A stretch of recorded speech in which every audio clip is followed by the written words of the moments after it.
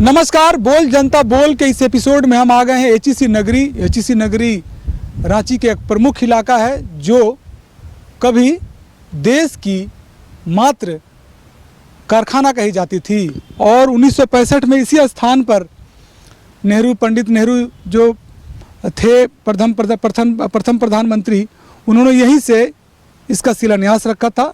Bharat Soviet संघ check गणराज्य के सहयोग से करीब 560 इंजीनियरों की मदद से ये विशाल नगरी बनाई गई थी, एशिया का सबसे बड़ा कारखाना।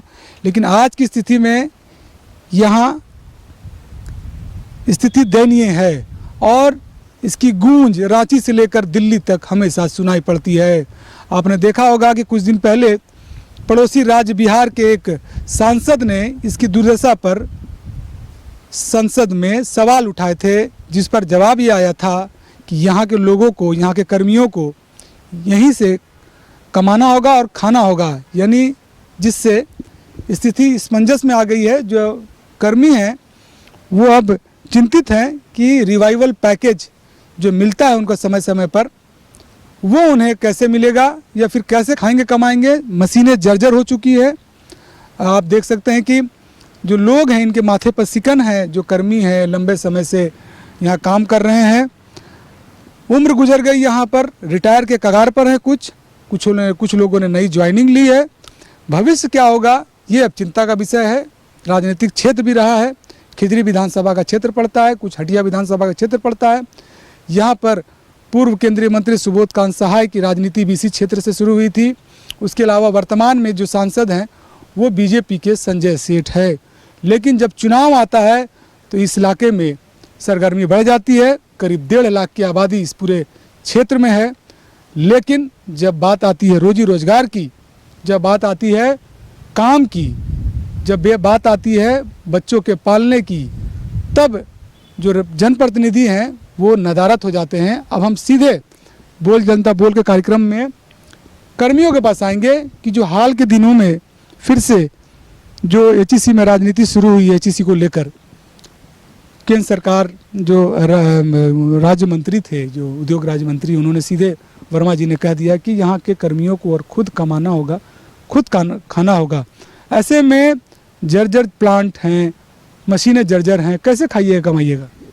अब तो उन्होंने बोला और ऐसा नहीं कि मैंने कमाइए और खाइए, तो कमाइए खाइए ठीक है, जब तक कि इसको पूंजी नहीं दीजिएगा, छोटा मोटा पैकेज नहीं दीजिएगा, तो ये कहाँ से कमाइए खाइए। ज़मीन को लीज में देने से मना करते हैं, क्वार्टर लीज में देने से मना। पैसा तो है यहाँ पर, लेकिन पैसा के लिए भी वो ज़मीन लीज में देने के लिए वो केंद्र सरकार ही हस्तक्षेप करती है। तो वो तो बोलने को बोल दिया। अब आज के दिन में एचईसी के जो भी स्टाफ हैं, कर्मचारी हैं, वो यहाँ खाए बगैर मरे जा रहे हैं। ठीक है ना। मोदी जी तो मान लेते हैं कि ठीक है, देश में 80 करोड़ 84 करोड़ को भोजन दे रहे हैं, तो भोजन दे रहे हैं, बढ़िया बात है, सबको जीवित रखे हैं। तो हम लोग को ये जीवित ना ही जीवित छोड़ रहे हैं, ना ही मरने के लिए ईद कर रहे हैं। आज के डेट में अगर 100 रुपया का भी ज़रूरी पड़ जाए तो आदमी को सोचना पड़ रहा है, अगल बगल ताकना पड़ रहा है, किससे कब तक हाथ फैलेगा। आज 26 महीना 27 महीना 28 महीना तनख्वाह मिले हुए हो गया और ये सरकार जो है वो सुनती नहीं है।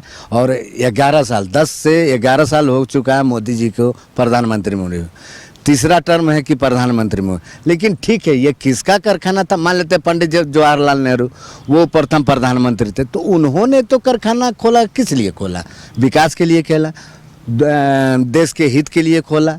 ये तो नहीं ना जी कि प्रधानमंत्री हो चाहे राष्ट्रपति हो चाहे ऊंचा जितने हो मंत्री, वो लोग तो रोजगार देते ना है। ये नहीं कि रोजगार दिया हुआ को छीनते हैं। तो 10 साल हो गया, 11 साल हो गया, कम से कम अभी भी तो समय है कि मोदी जी कुछ बढ़िया कर जाए। अभी बगल पड़ोसी जिला में बोकारो में आए हुए थे, बोकारो को खूब बढ़िया पैकेज दे करके गए। वहाँ के पब्लिक जो है, चाहे सेक्टर के हो चाहे वहाँ के, पूरे खुशहाल हैं। वैसे ही यहाँ पर भी आप थोड़ा बहुत भी तो हम लोग को ये कर दीजिए, ताकि यहाँ चंद्रयान पर यहाँ क्या क्या नहीं बनाया एचईसी, वो तो सारा छुपा हुआ नहीं है। लेकिन वही है कि मैंने यहाँ पर राजनीति में ये एचईसी जो है वो बद से बदतर होते जा रहे हैं। जो लॉन्चिंग पैड चंद्रयान के लिए बनाया था, इन्हीं लोगों ने बनाया था, इन्हीं के हाथों से बना था, इन्हीं के मेहनत से बना था। अभी आपने देखा कि सिंदरी जो कारखाना है वो फिर से तैयार हो गया है, बोकारो में भी पैसा मिला है, आखिर यहाँ क्यों नहीं मिल पा रहा है? पता नहीं, हमको कुछ समझ में नहीं आ रहा है। देखिए, यहाँ जन्म कर्म सब हम लोग को यहीं हुआ है, हमारे बाबूजी भी एचईसी में थे, बचपन से एचईसी में आ रहे हैं जा रहे हैं, लेकिन आज जो स्थिति हम करीब 2-3 साल से देख रहे हैं ना, ऐसा स्थिति कभी हम लोग सपना में भी नहीं सोचे थे। और ऐसा चीज़ नहीं है कि यहाँ का कर्मचारी जो है बहुत लगन से और मेहनत से काम करता है। आप याद कीजिएगा कि एचईसी प्लांट हॉस्पिटल बिहार का नंबर 1 हॉस्पिटल कहा जाता था, जहाँ पे लिफ्ट बचपन में सबसे पहले हम एचईसी प्लांट हॉस्पिटल में देखें, जहाँ पे सैकड़ों नर्सेज आती थी, केरला से आती थी, हर एक स्टेट से आती थी, बाहर से ओपन बहाली निकलता था। लेकिन आज देखिए कि उसका स्थिति और आज एचईसी मुख्यालय का चाहे प्लांट का देख के बहुत ख़राब स्थिति है। देखिए, पहले भी एचईसी में सैलरी हम लोग को 6 महीना का नहीं मिला था। 2000 के बाद 2014 के बाद से धीरे धीरे निराशाजनक स्थिति होते गई। उसके पहले सैलरी 6 महीना का नहीं मिला था, लेकिन काम पुरजोर रहता था। और आज देख रहे हैं कि मान लिए कि ठीक है, भेल के डायरेक्टर लोग आए हैं, कामकाज बहुत सारा मशीन को ये लोग चला रहे हैं, कोशिश कर रहे हैं, लेकिन इससे काम नहीं चलेगा। एक तरफ कंपनी को देखना है, दूसरी तरफ कर्मचारी को देखना है, दोनों में समन्वय बना के चलना पड़ेगा। कर्मचारी भूखे रहेगा तो भूखे पेट कितना देर काम करेगा। आज देखिए कि बहुत लोग जो इंजीनियर लोग हैं साइकिल से आ रहे हैं, कुछ लोग मान लीजिए कि देखिए हम लोग कैजुअल से सप्लाई वाले हैं। ईएसआई का बीमारी जो है कितना खतरनाक स्थिति पहुंच गया है कि लोग मर रहे हैं। हम ही को खुद को देखिए कि पैर में दिक्कत है और हमको मान लीजिए कि सीटी स्कैन कराना है, एमआरआई कराना है, तो पैसा के अभाव में आदमी घर भी नहीं चला पा रहा है, स्कूल का फीस भी नहीं दे पा रहा है, घर में बहुत लोग का बुजुर्ग का जिम्मेवारी है, शादी ब्याह का जिम्मेवारी है, लोग टूट रहे हैं। तो मेरा कहने का मतलब है सरकार और प्रबंधन दोनों, कर्मचारी और कारखाना, जब मान लीजिए कि पेट में अन्न रहेगा तभी ना मन लगेगा काम करने में, खूब काम करेगा। तो दोनों चीज़ को मिला के चलना चाहिए। दूसरी चीज़ है कि सरकार जो सीधे पल्ला झाड़ लेती है कि हम इसमें मदद नहीं करेंगे, लेकिन इस सरकार का जिम्मेवारी बनती है, ये पल्ला झाड़ने से नहीं है। आज मान लीजिए कि यहाँ ज़मीन है, क्वार्टर है, स्मार्ट सिटी बन रहा है, तो जो कंपनी आ रही है उनको ये लीज पर दें। अगर स्वतंत्र एचईसी स्वतंत्रता रहता तो एचईसी जरूर लीज पे अपने आप खुद देता, लेकिन सरकार फिर परमिशन देने की बात आएगी तो बोलेगी कि आपको ये काम नहीं करना है। मदद करने की बात आएगी तो आप स्वयं आप खड़ा होइए। तो इसके लिए कुछ ना कुछ तो रास्ता बनाना ही पड़ेगा और बहुत ही बुरा स्थिति है और आगे देखिए क्या होता है। समन्वय स्थापित करना होगा। और लोग हैं उनसे बात करेंगे, पहले बात करते हैं। 23,000 कर्मी हुआ करते थे, जब यहाँ से छुट्टी होती थी तो रास्ता नहीं मिलता था जाने का। आज करीब 2,000 भी नहीं है यहाँ पर कर्मी। साइकिल से इंजीनियर्स हैं जो कभी उन्हें बड़े बड़े बंगले मिलते थे।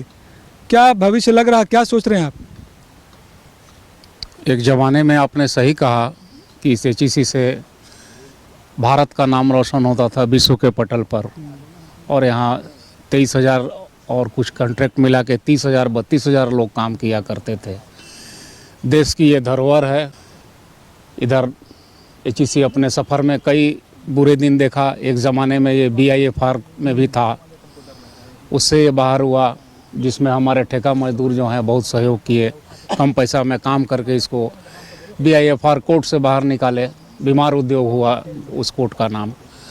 उससे बचने के बाद ये फिर रिवाइव हुई केंद्र सरकार के ज़माने में, लगभग 2300 एकड़ ज़मीन दे करके, और इसका 2,000 करोड़ लाइबिलिटी थी वो ख़त्म करके कुछ हाथ में कैपिटल दिया गया। वो चला लगभग 2014 तक आराम से आपको।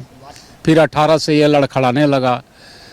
कुछ तो केंद्र की नीति का गलत हरकत हुआ और यहाँ कुछ भ्रष्ट अधिकारी लोग के चलते ये एचईसी की दुर्दशा है। और आज जो है दोबारा पैकेज बोलते हैं, स्मार्ट सिटी का ज़मीन जो है झारखंड को दिया गया, वो आपका पैकेज है, लेकिन उस पैकेज का हिसाब आज तक नहीं मिला। 1 साल पहले महेंद्र पांडे जी जब केंद्र में मंत्री थे, उनके यहाँ हमारे यहाँ ज्वाइंट डेलीगेशन गया था एचईसी का। उन्होंने कहा कि हिसाब नहीं मिल रहा, हम हिसाब कराएंगे। न जाने फाइल कहाँ दब गई और पैसा का क्या हुआ कुछ पता नहीं है।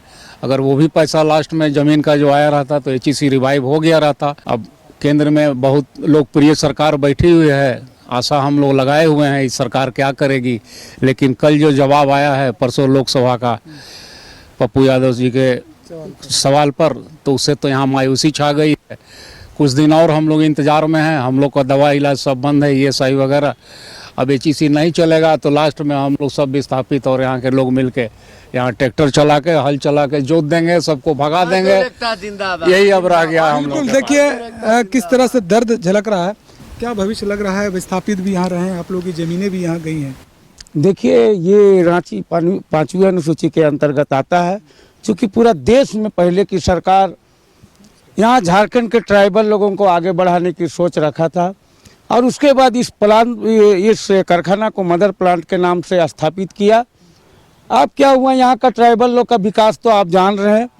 चूँकि पूर्व के सरकार ने बहुत अच्छा सोच रखा और कई एक गांव यहाँ पर विस्थापित हो गए और अगर सबसे ज़्यादा लॉस अगर आज हो रहा है ये कारखाना को जो स्थिति खराब हुआ उसमें सबसे ज़्यादा यहाँ का ट्राइबल और यहाँ के सदान लोगों का, जिसमें मुस्लिम आते हैं, जिसमें लोहार आते हैं, गोड़ आते हैं, कोयरी आते हैं, कुर्मी आते हैं, उरांव आते हैं, मतलब सारे ट्राइबल लोग यहाँ पर जो है आज हम लोग भुक्तभोगी बन के बैठ गए हैं। अब हम लोग का पहला पीढ़ी जो है कि ज़मीन दे के चला गया, मर गया। दूसरा पीढ़ी जो है उसको मजदूर में यहाँ पर नौकरी लगा। तीसरा पीढ़ी जो मैं रंथुल और विस्थापित परिवार से आती हूँ, हमारे जैसे कितने लोग हैं जो बिना पेमेंट के जो है यहाँ पर सर्विस कर रहे हैं। तो जाहिर सा बात है देश की सरकार चाहती है कि हम ट्राइबल को आगे करेंगे। चूँकि हमारा राष्ट्रपति द्रौपदी मुर्मू ट्राइबल है, हमको लगता है कि राष्ट्रपति को हमारी बात को संज्ञान में लेना चाहिए। चूँकि ये झारखंड में 5वीं अनुसूचित क्षेत्र के अंतर्गत आता है और यहाँ ट्राइबल लोगों का, यहाँ का सदान और यहाँ का हर लोगों का जो है स्थिति बहुत ज़्यादा खराब हो गया है। चूँकि बिना पैसा का एक कदम भी चलना बहुत मुश्किल है। आपको मालूम होगा कि हम लोग 22 साल 20 साल कोई 25 साल से लोग सप्लाई में ज्वाइन किया। चूँकि टेक्निकल करके कोई गरीब गुरुआ से घर परिवार से आया, लोगों का भविष्य उज्जवल होगा ये सोच के आया। लेकिन यहाँ केंद्र सरकार 2 बार बहाली निकाली, लेकिन यहाँ की मैनेजमेंट और यूनियन को दोनों की इतनी गलत नीति थी जिसे कि यहाँ की डेट केस मार खा गए और यहाँ पर प्योर डिस्प्लेस जो है वो भी मार खा गए और इंटरनल एक्सटर्नल बहाली करके और यूनियन और मैनेजमेंट की 60 गांठ से लोगों की बहाली किया। लेकिन भी उसमें भी डेट केस के लोग अपना खून की आंसू पीते हुए और यहाँ के जो विस्थापित लोगों को नदारत किया और उसके बाद भी यहाँ पुरजोर इच्छा शक्ति पैदा करके और कारखाना को आगे बढ़ाने का सोच रखते हुए ठंडी गर्मी बरसात अपना योगदान दिया। कुछ दिन पहले, कुछ महीना पहले जो पिछले 24वीं ईस्वी में 17 जनवरी को अचानक कैसा एचएससी की स्थिति आ गई कि जो सप्लाई कॉन्ट्रैक्टर वर्कर थे उनको अचानक जो है निकाल दिया गया और उसके बाद निकालने के बाद लगातार यहाँ के सप्लाई कर्मी संघर्ष करते रहे, पूरे ठंडा में, पूरे गर्मी में, पूरे बरसात में। और उसके बाद 9 महीना के बाद जब हम लोग अंदर किए तो अभी हम लोग सप्लाई में भी गिनती नहीं आते हैं, ना कि कॉन्ट्रैक्टर में गिनती आते हैं। अभी भेल के जो मैनेजमेंट आए हैं, आदरणीय मनोज लकड़ा जी, आदरणीय गर्ग साहब जी और एक फाइनेंस डायरेक्टर जिसका नाम हमें मालूम नहीं है, इन लोग ने मिल के हम लोगों को अपने स्तर पर हम लोगों की जो है कुछ क्या बोलते हैं विधि विधान बना के और हम लोग को अंदर ले गए। लेकिन अपने मधुर जुबान से डायरेक्टर लोग बोले कि पहला महीना से ही आप लोग को पेमेंट देंगे, जिस दिन आप चले जाइएगा उस दिन से आपका ये ESI लागू हो जाएगा और 2 महीना के बाद पूरी परिवार का जो है ट्रीटमेंट होगा। लेकिन अब तक इस तरह का नहीं हुआ। मैंने कारखाना की ऐसी स्थिति आ गई है कि अभी भयभीत से लोग गुजर रहे हैं। चूँकि कारखाना नहीं है, काल कारखाना है जो हमेशा वर्कर अंदर में खतरा से खेला करते हैं। हम थे एचईसी नगरी में, जहां पर बोल जनता बोल के तहत हम एचईसी के कर्मियों से बात कर रहे थे। एचईसी के कर्मियों जो यहां पर कई महीनों से इन्हें वेतन नहीं मिला है।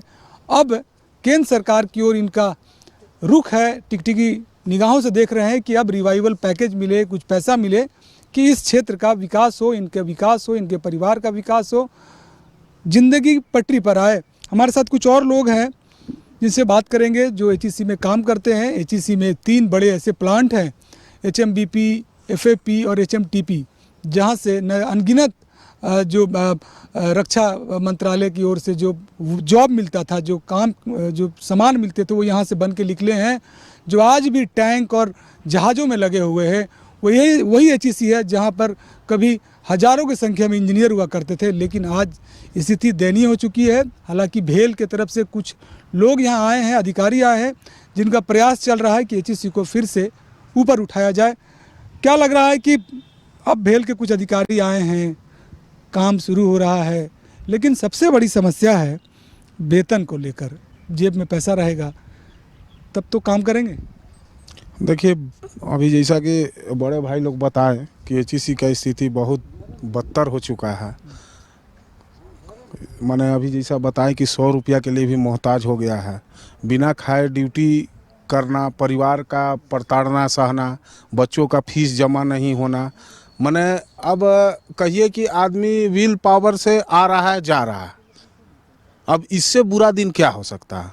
और इसको तो गवर्नमेंट HEC को चला सकता है, इंसान चलाएगा नहीं, राष्ट्र की संपत्ति है। तो ये मंत्री जी को चाहिए, प्रधानमंत्री जी को, कि इसका भी कुछ पैकेज दे दे ताकि उधार हो सके। बिल्कुल, इसी क्षेत्र में सबसे पहले प्रधानमंत्री जी का संबोधन शुरू हुआ था जब वो 2014 में प्रोजेक्टेड CM PM के बनने के लिए थे। इसी क्षेत्र पर बड़ा विशाल सभा हुआ था। हम आएंगे एक रिटायर कर्मी हैं उनके पास, लेकिन उनसे पहले जाएंगे एक दूसरे कर्मी के पास। ये बताइए कि अब तो स्थिति आप देख रहे हैं, जो घर परिवार है वो कैसे चलेगा, उसके अलावा बच्चों का फीस कैसे जाएगा। मार्च का महीना है, लक्ष्य, उत्पादन लक्ष्य सामने पड़ा हुआ है। क्या लग रहा है कि उस उत्पादन जो लक्ष्य है उसको पूरा कर पाएंगे आप लोग? देखिए, उत्पादन लक्ष्य पूरा करने का जो सॉफ्ट फ्लोर में है वो कुछ और है, और पेपर में उत्पादन लक्ष्य पूरा हो जाएगा, है ना। तो मैं एक असंगठित क्षेत्र का श्रमिक हूँ।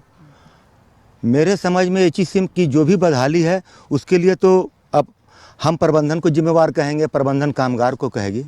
लेकिन मैं केंद्र सरकार से, राज्य सरकार से या इस देश के आला अधिकारियों से निवेदन करना चाहेंगे कि इसका उच्च स्तरीय जांच हो।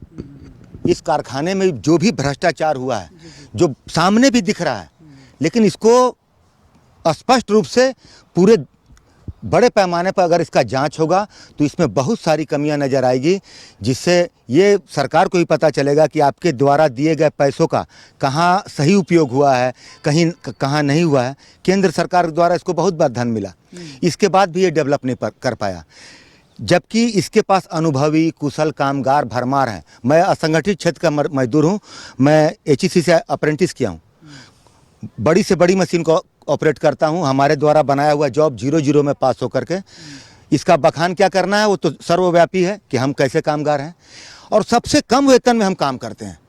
उसके बाद ये कारखाना घाटे में चल जाए, हैं, गवर्नमेंट का ऐड पर घाटे में चल जाए, या टॉप से लेके बॉटम मैनेजमेंट तक टोटल चोर भरा हुआ है भाई। अगर केंद्र सरकार इसका गहन जांच करे ना तो बहुत बड़ा मछली इसमें आएगा, इसके गिरफ्त में, और ये कारखाना फिर खुशहाल हो जाएगा। अगर आप धन नहीं दे रहे हैं ना तो कम से कम इसकी व्यवस्था को दुरुस्त करवा दीजिए। हमारे अंदर वो सामर्थ्य है कि हम इस पुराना मशीन में भी जान भर देंगे, क्योंकि हम अनुभवी हैं। कोई हम नया नहीं है, 6 महीना पहले नहीं आए हैं, 20 साल 25 साल 30 साल का एक्सपीरियंस है इस मशीन पर काम करने का। हम इसी मशीन में 00 का जॉब देंगे। लेकिन चोर अगर घरे में बैठा हो तो हमारा पसीना और खून पसीना बहाना व्यर्थ गया ना। इसका उच्च स्तरीय जाँच करवाइए आप लोग। बहुत बड़ा भ्रष्टाचार है इस कारखाने में। अभी 9 महीना साल भर जो कारखाना बंद हुआ, कितना तांबा पीतल यहाँ से चोरी हुआ, लेकिन ये कभी FIR नहीं करेंगे। सारा चीज़ को लिपना, कैसे डैमेज हो। हमारा रिटायरमेंट का समय आ जाए, जो उच्च अधिकारी है, डायरेक्टर वगैरह, किसी का मार्च है तो किसी का अप्रैल है, ये सब अपना टाइम पूरा कर रहा है। और HEC से हकीकत में किसी को मोहब्बत नहीं है। लोग अपना अवधि पूरा कर रहे हैं, भाड़ में जाए HEC। यहाँ के कामगार, हम सबसे छोटा निचला स्तर का कामगार हैं। हम सोचे कि कारखाना फायदे में जाएगा कि घाटे में। हम 8 घंटा ईमानदारी से काम करते हैं, 5 मिनट लेट आते हैं तो आप हमारा हाजिरी काटते हैं। हमारे पास छुट्टी नहीं है, हमको कोई छुट्टी नहीं मिलता है, कोई छुट्टी का सुविधा नहीं है, कोई सेफ्टी शूज नहीं है। मरने कटने पर हमारा कोई इलाज नहीं है। अरे इतना बड़ा पाप हो रहा है, क्या राज्य सरकार संज्ञान नहीं ले सकती है कि इसी के क्षेत्र में जो मजदूर 8 घंटा कट रहा है, उसकी पत्नी मर जा रही है, उसका बच्चा मर जा रहा है, वो खुद मर जा रहा है इलाज के अभाव में, संज्ञान ले। बहुत नरकीय स्थिति में हम लोग जी रहे हैं और मजदूर के अंदर में उबाल है, लेकिन मरा हुआ दबा हुआ मजदूर क्या करें, वो घर से निकलता है रोटी की तलाश में और फिर घर घुस जाता है खाली हाथ बगैर रोटी लिए। बहुत असमंजस में हम लोग जी रहे हैं और उम्मीद करते हैं कि इसका केवल जांच हो उच्च स्तरीय। यहाँ ज़मीन बेचा गया 500,000 एकड़, वो पैसा क्या हुआ, कहाँ गया, किस भाव में बेचें, हल्ला है केवल ज़मीन बेचाया, पैसा क्या हुआ, किस मद में खर्च हुआ, ये सब जांच होना चाहिए ना। हम अपना कीमती समय देते हैं, बहुमूल्य समय देते हैं, पूरी ईमानदारी से काम करते हैं और इसके बदले में हमको 30वां दिन भी पारिश्रमिक नहीं मिलता है। हमारे जैसा असंगठित क्षेत्र का मजदूर का वेतन 29 महीना से बाकी है, 28 महीना से बाकी है।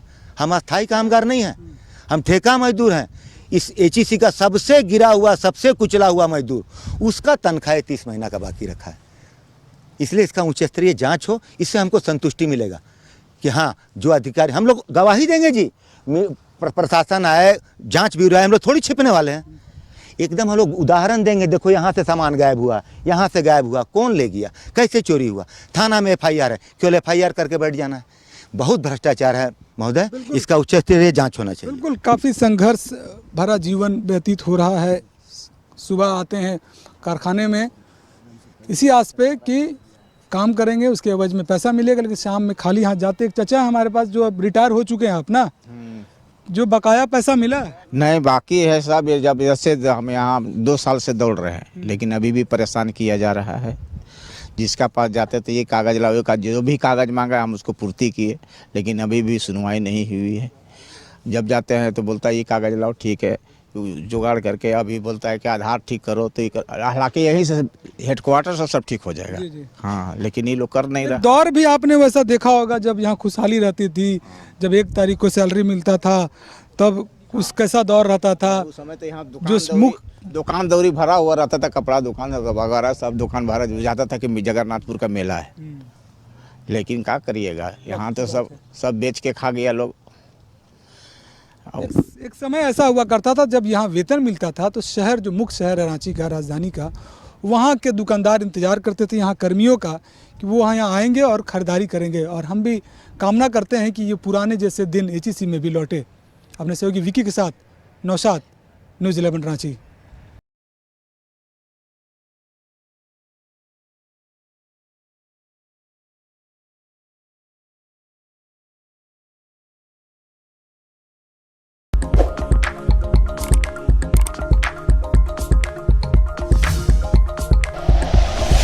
Like and share videos, subscribe करें हमारा चैनल और प्रेस करें बेल आइकॉन। न्यूज़ 11 भारत, सच है तो दिखेगा।